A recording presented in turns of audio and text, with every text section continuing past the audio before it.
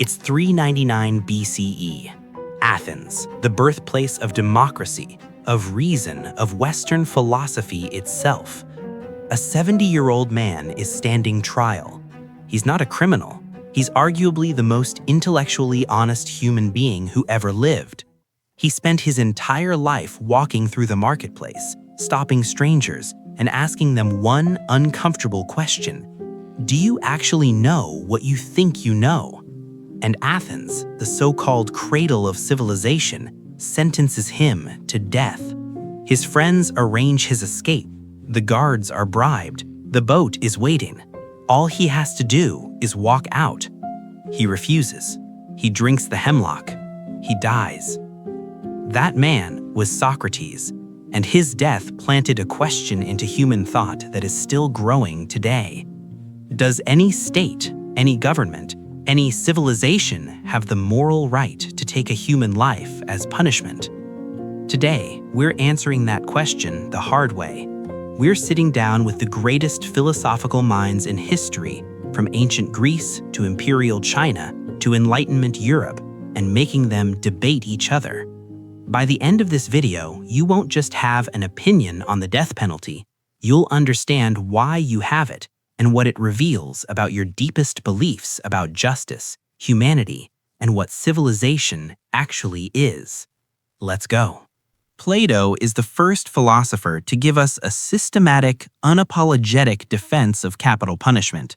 And to understand why, you need to understand how he sees the human soul. For Plato, the soul has three parts: reason, spirit, and desire. Justice is when reason governs the other two. The worst criminals, premeditated murderers, traitors, those who act from the most degraded impulses, have souls so catastrophically disordered that reason has been completely overwhelmed. In the Laws, Plato asks, what do you do with a soul that is incurably diseased? His answer is cold but consistent. Death is not cruelty, it is mercy. You're ending the suffering of a soul that cannot heal and protecting everyone around it from contamination. He goes further. A person raised in a just society, given every tool to be virtuous, who still chooses monstrous crime, that person is more culpable, not less. They knew better. They chose evil with full awareness. For Plato, there's no coming back from that. His student Aristotle comes at this more practically. For Aristotle, justice is corrective. Wrongdoing creates an imbalance, and justice restores it. A life for a life isn't barbarism, it's arithmetic. But Aristotle was also deeply aware that courts can be corrupted by passion and political bias. He would look at a modern system where the defendant's race and the quality of their lawyer statistically determine whether they live or die, and he'd say that is not justice. That is emotion wearing a legal costume. Now, before we get to Enlightenment Europe, let's stop somewhere. Confucius, born in 551 BCE in a China shattered by war, built his entire philosophy around Ren, genuine, active care for other human beings. In the Analects, a disciple asks him about using execution to rid society of wrongdoers. Confucius replies, "In governing, what need is there for killing? If you desire good, the people will be good. The virtue of the superior man is like wind, and the virtue of the people is like grass. The grass bends in the direction of the wind." This isn't naive, it's a structural argument.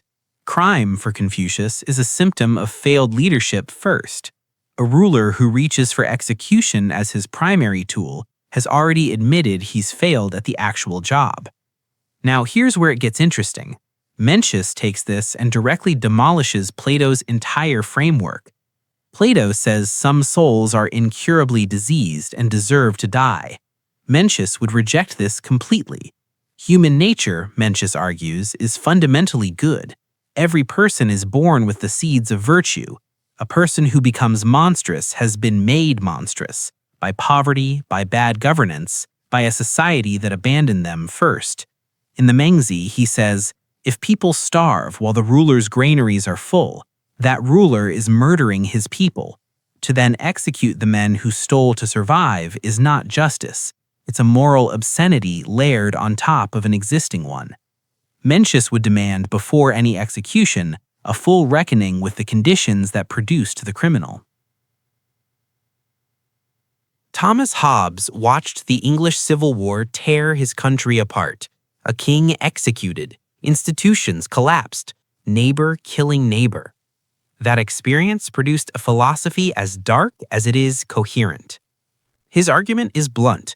Without government, human life would be solitary, poor, nasty, brutish, and short. We form societies purely out of self-interest.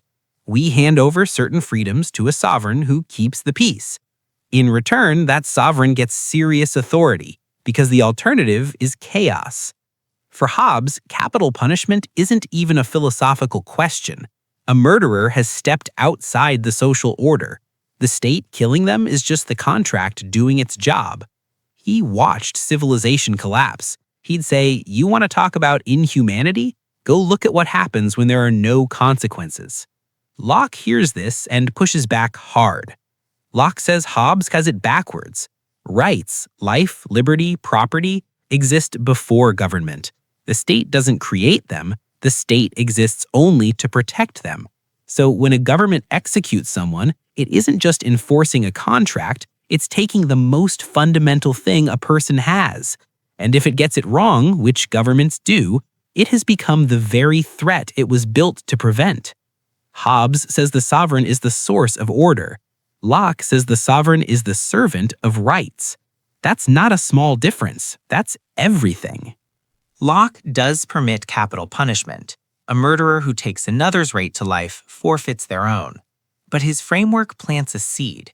Every wrongful execution is not a legal mistake. It's the state committing exactly the violation it exists to stop. Then comes the man who actually changed the law, Cesare Beccaria, 26 years old, Milan, 1764. He publishes On Crimes and Punishments. Voltaire praises it. Catherine the Great reforms her legal code around it. Jefferson copies passages by hand into his notebook. His case against capital punishment has 3 parts, and they build on each other. First, the social contract can't logically include surrendering your right to life. People form societies to protect themselves. No rational person would agree to a contract that says, "This society may kill me." So where does that authority come from? Beccaria says it comes from nowhere. It doesn't legitimately exist. Second, the death penalty doesn't deter crime more effectively than life imprisonment. People don't commit murder after calmly weighing execution versus prison. They act from rage, desperation, or a belief they won't be caught. What deters crime is the certainty of being caught, not the severity of what follows. Third, and this is the one that stops people cold, irreversibility. Every justice system is human. Every human system makes mistakes. In every other domain, we have corrections, appeals, retrials, pardons, compensation. But you cannot un-execute someone. This isn't abstract. In the United States alone, more than 190 people have been exonerated from death row since 1973, meaning they were convicted, sentenced to die, and later proven innocent. Some were released hours before their scheduled execution. Beccaria's point, made 260 years ago, is still being proven in real time. Pause here. Whose side are you on so far? Because what comes next is going to make it harder. Immanuel Kant is the most surprising defender of capital punishment in this entire debate, and he builds his case on human dignity, which is the last thing you'd expect. Kant's ethics are built on one idea. Every human being is a rational agent, and that gives them inherent, inviolable dignity. Punishment isn't about deterrence or rehabilitation, it's about respecting the offender's rational agency. A murderer made a conscious choice to now manage them like a broken machine, to keep them alive because it's useful for society, is to treat them as a means to an end. Kant says that's actually the disrespectful response. True respect means holding them fully accountable for the choice they made.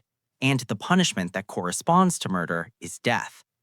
He wrote, "Even if civil society were dissolving, if a community were packing up and leaving forever, the last murderer in prison should be executed before the final ship departs, not for social benefit, not as deterrence, because justice demands it. The moral scales must balance regardless of consequences." If that argument feels right to you, sit with what you're actually committing to. You're saying justice exists independent of outcomes, that it matters even when nobody benefits. Bentham hears Kant and calls this moral theater. What does executing someone actually achieve, Bentham asks. The founder of utilitarianism measures everything by one standard. Does this produce more happiness than suffering for the greatest number of people? A dead person doesn't rehabilitate. Execution doesn't deter more than imprisonment. Wrongful executions destroy families and erode public trust in institutions. Kant's moral scales are an abstraction. Real people's real suffering is not. Bentham says life imprisonment achieves everything the death penalty claims to, without the irreversibility and without the risk of killing the innocent. So here's where we end up. 2,500 years of the smartest people who ever lived, and they cannot agree. Not because they were careless, but because this question sits at the exact intersection of everything that's hard about being human and building societies together. And there are voices we haven't heard yet, from ancient India, from Buddhist philosophy, whose arguments are just as uncompromising. There's something worth sitting with in all of this. The philosophers who most forcefully defended capital punishment, Plato, Kant, did so out of a deep commitment to justice, dignity, and moral seriousness. They weren't bloodthirsty, they were trying, in their own frameworks, to honor the weight of what murder actually is. And the philosophers who most forcefully opposed it, Beccaria, Camus, did so not from sentimentality, but from an equally serious reckoning with what it means to claim certainty about another human life, with what it means to build a civilization on the act of killing. The real question this debate leaves you with isn't should we have the death penalty? It's this: what do you believe a human being fundamentally is? Are they a rational agent who must bear the full weight of their choices? A social creature whose worst acts are partly our collective failure? A soul that can be diseased beyond saving? Or a life that no institution has the authority to declare finished? You don't have to answer that today, but the fact that it's hard, that you're still turning it over, means you're taking it seriously. And for something this irreversible, that's the only honest place to start. Drop your thoughts in the comments. I genuinely want to know which argument shifted something in how you think, even if you ended up disagreeing with it. The best conversations happen down there. Until next time, keep questioning everything.